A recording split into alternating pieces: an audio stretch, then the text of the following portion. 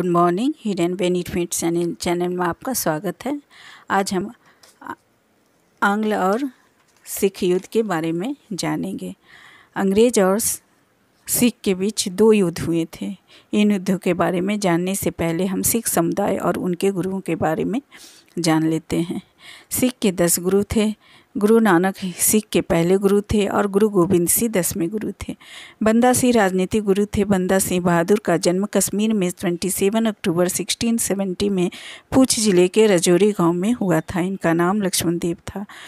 1708 से 1716 तक इनका शासन रहा। 1708 में गुरु गोबिंद सिंह की हत्या कर दी गई और इसके बाद बंदा को पंजाब भेज दिया गया। सिखों और मुगलों के बीच संघर्ष चलता रहता था। पानीपत के मैदान में अहमद शाह अब्दाली और मराठों के बीच में युद्ध हुआ जिसमें मराठों की हार हुई। दूसरी शक्ति मुगल साम्राज्य भी इस समय कमज़ोर पड़ चुकी थी और इस स्थिति में सिख समुदाय को उठने का मौका मिला। पंजाब 12 मिसल में बटा था और भंगी मिसल सबसे मजबूत थी। इनकी धार्मिक राजधानी अमृतसर और राजनीतिक राजधानी लाहौर था, जिस पर भंगी मिसल का कब्जा था। शुकेर चकिया मिसल का एक राजा रंजीत सिंह इस समय उभरे। रंजीत सिंह भंगी मिसल को धीरे धीरे कमज़ोर कर देते हैं। 1805 में दोनों राजधानी पर कब्जा कर लेते हैं। रंजीत सिंह का जन्म 1780 में हुआ था। इनके पिता का नाम मानसी था। पंजाब के क्षेत्रीय राजा के रूप में ये उभरे। बहुत कम समय में ये राजा बन गए। इनके सामने बहुत सी चुनौतियाँ थी। ईरान से बहुत आक्रमण होता रहता था। पंजाब को उसे सुरक्षित करना इनकी सबसे बड़ी चुनौती थी। अफ़गानिस्तान से उठ रही शक्ति भी इनके लिए चुनौती बनी हुई थी। अफ़गानिस्तान के क्षेत्र का राजा जमन शाह और रंजीत सिंह के बीच में संघर्ष होता रहता था।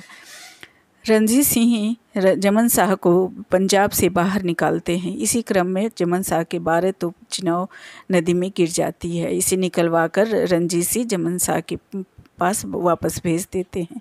जमन शाह खुश होकर रंजीत सिंह को लाहौर तक साम्राज्य विस्तार करने देता है। रंजीत सिंह पंजाब से बाहर लाहौर तक अपने साम्राज्य का विस्तार कर लेते हैं और दो राजधानियां बनाते हैं। पहला राजनीतिक राजधानी जो लाहौर था और दूसरा धार्मिक राजधानी जो अमृतसर था। रंजीत सिंह ने कागरा, मुल्तान, कश्मीर पर भी अधिकार कर लिया था।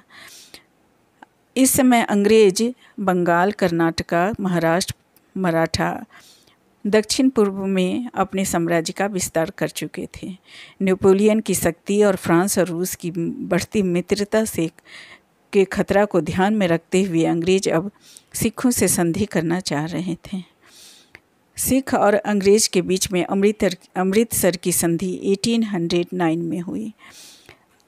अंग्रेज चार्ल्स मेडकॉफ एवं रंजीत सिंह के बीच संधि हुई। सतलज को सीमा रेखा बनाया गया। सतलज के पार के क्षेत्र रंजीत सिंह का और सतलज के अंदर का क्षेत्र अंग्रेजों को मिला। यह एक सहयोगात्मक संधि थी। इसके बाद रंजीत सिंह की मृत्यु हो गई। रंजीत सिंह की मृत्यु के बाद पंजाब की स्थिति कमज़ोर हो गई और इनकी मृत्यु के बाद खड़क सिंह उत्तराधिकार घोषित हुआ। 1839 में उनकी भी मृत्यु हो गई। उनके पुत्र निहाल का भी दुर्घटना में मृत्यु हो गया। इसके बाद रंजीत सिंह के पुत्र शेर सिंह को गद्दी पर बैठाया गया। ये भी ज़्यादा दिन तक शासन नहीं कर सके और 1843 में इनकी हत्या कर दी गई। दिलीप सिंह रंजीत सिंह के अल्पवयस्क पुत्र थे जो महाराज घोषित किए गए और रानी जिंदल दिलीप सिंह की संरक्षिका बनी। इस समय दरबार में षड्यंत्र बहुत तेज हो गया था और खालसा की सेना की स्थिति बहुत मजबूत हो गई थी। इसके कारण लाहौर के दरबार में हमेशा भय बना रहता था। रानी जिंदल और वजीर लाल सिंह ने षड्यंत्र से सेना को सतलज पार करके अंग्रेज पर आक्रमण करने की अनुमति दे दी। इस तरह प्रथम आंग्ल मैसूर युद्ध 1845 से 1846 के बीच हुआ। अंग्रेज और सिख सेना के बीच मुदकी, फिरोज शाह, बुंदोलवाला, अलीबाल एवं सबराओं की लड़ाई हुई, जिसमें सिख सेना पराजित हुए। ये पहले के 4 युद्ध में कोई निर्णय नहीं हो पाया यह और निर्णायक युद्ध घोषित हुए। सबराओं की लड़ाई में सिख पराजित हुए और अंग्रेज़ों की जीत हुई। दोनों के बीच संधि हुई। प्रथम आंग्ल सिख युद्ध इस प्रकार समाप्त हो गया। पंजाब के राजा दिलीप सिंह ने सतलज के दक्षिण के प्रदेश सतलज ब्यास नदी का द्वार अंग्रेज़ों को दे दिया और सिखों की सेना को सीमित कर दिया गया। प्रथम आंग्ल सिख युद्ध के बाद लाहौर की संधि हुई, जिसमें तय हुआ पहला, अंग्रेज़ी सेना को पंजाब में विचरण करने का अधिकार मिल गया। अब अंग्रेज़ी सेना जब चाहे जहाँ चाहे आ जा सकते थे। दूसरा, पंजाब में अन्य किसी यूरोपीय व्यक्तियों की नियुक्ति नहीं की जा सकती है। तीसरा, दिलीप सिंह को महाराज घोषित किया गया, रानी जिंदल संरक्षिका बनाया गया। चौथा, ब्रिटिश गवर्नर जनरल पंजाब में आंतरिक मामले में हस्तक्षेप नहीं करेंगे। पाँचवा, भविष्य में युद्ध हुआ तो अंग्रेजी सेना का साथ सिख सेना देगी। ये इस संधि के बाद सिख में आक्रोश दिखाई दिया। वे कश्मीर के मामले से भी संतुष्ट नहीं थे, इसलिए उनके बीच विद्रोह की भावना आ गई थी। सेना को भी सीमित कर दिया गया था, इससे भी नाराज़गी थी। अंत में सिख विद्रोह कर देते हैं, लेकिन सिख का पराजय होता है और भैरोबाल की संधि होती है। रानी जिंदल को पद से हटा दिया जाता है और अंग्रेज़ रेजिडेंट हेनरी लॉरेंस की अध्यक्षता में 8 सिख परिषद की नियुक्ति हुई। इस प्रकार अंग्रेज पंजाब पर अप्रत्यक्ष रूप से शासन स्थापित कर लिए। भैरोबाल का संधि ने ब्रिटिश का अप्रत्यक्ष रूप से पंजाब पर शासन का रास्ता खोल दिया। सेकेंड आंग्ल सिख युद्ध 1848 से 1849 के बीच हुआ था। इस समय डलहौजी ब्रिटिश गवर्नर जनरल बनकर भारत आए थे और डलहौजी अपनी हड़प नीति द्वारा पंजाब को भी अपने साम्राज्य में शामिल कर लिए।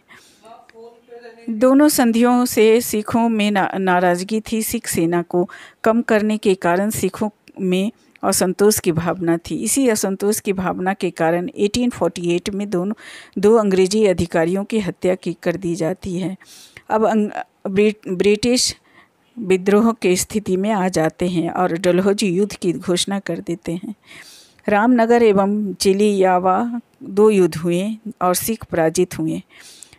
नोपियर चार्ल्स की अध्यक्षता में युद्ध हुआ। 1849 में गुजरात के प्रसिद्ध युद्ध में सिख सेना को पराजित कर दिया गया। हड़प नीति द्वारा डलहौजी ने पंजाब को अपने साम्राज्य में मिला दिया और महत्वपूर्ण निर्णय लिया गया। पहला, दिलीप सिंह को 50,000 का पेंशन देकर विदेश इंग्लैंड पढ़ने के लिए भेज दिया गया। दूसरा, भारत का कोहिनूर हीरा ब्रिटेन की महारानी को भेज दिया गया। तीसरा, सिखों के कृपण के अलावा कोई शस्त्र रखने पर प्रतिबंध लगा दिया गया। इस प्रकार एक और क्षेत्र पंजाब अंग्रेजी साम्राज्य में हड़प नीति द्वारा शामिल हो गया। थैंक्स। आज के लिए इतना ही। हमारे वीडियो को देखकर लाइक कीजिए, चैनल को सब्सक्राइब कीजिए। थैंक्स।